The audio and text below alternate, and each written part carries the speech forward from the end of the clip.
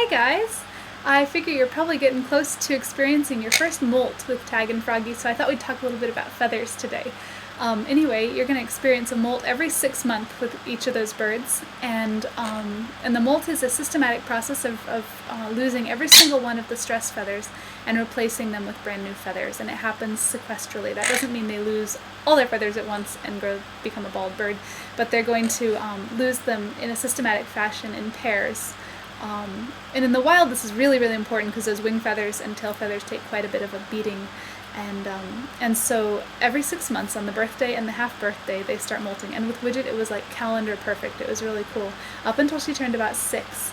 And the lack of stress that their body experiences in captivity causes that molt to become less consistent.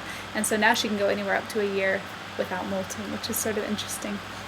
But when they start that molt, you probably noticed when you were hand feeding them and they were growing their very first feathers, how all the feathers come in pins. And those cute little pins are called feather shafts. And they're basically keratin that encloses the feather, allowing it to grow and develop while it's growing out of the body.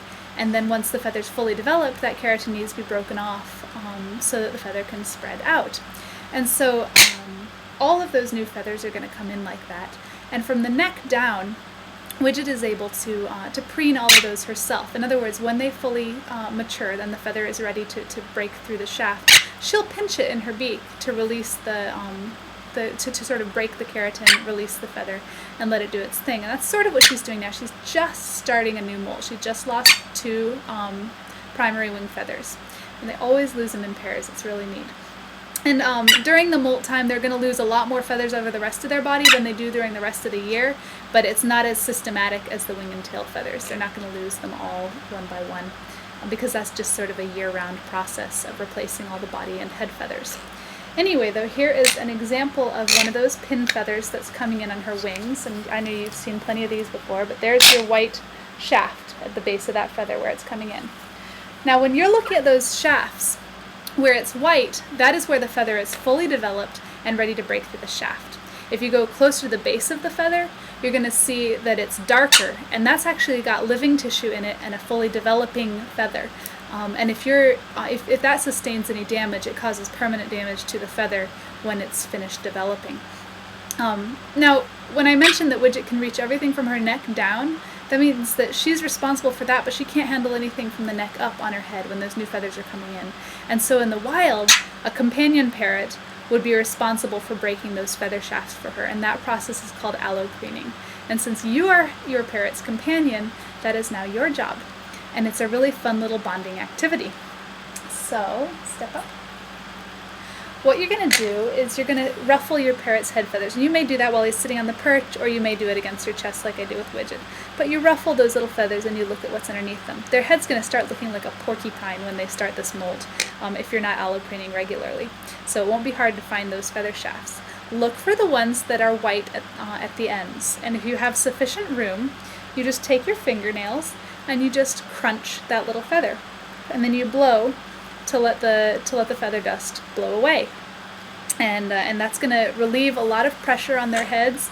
It's like teething all over your body. It's not very comfortable. And they will get a little noisy, and they may get a little bitey and cranky during their molt, and you just have to handle that. You just have to be ready to deal with it, give them their space, give them their peace and quiet if they need it. Buy earplugs. Anyway, though, there's one other fun little thing as you're ruffling their head feathers you're probably going to notice, and that is these cool little white feathers that look a bit like strings. And here's, I don't know if you can see it there, here's one of them. Those are actually talcum powder reservoirs, basically. They're these little tiny non-fluffy feathers that are they just develop to dispense a talc-like substance.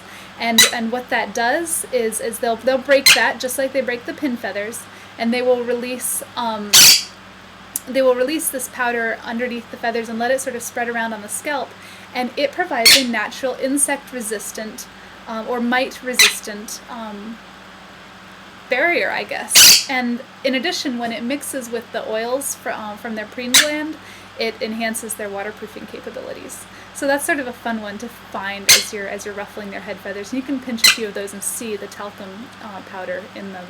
and it's really neat. So leave that underneath there. Don't remove those, but let them do their thing, and enjoy your first molt when that happens. Anyway, have fun. Bye bye.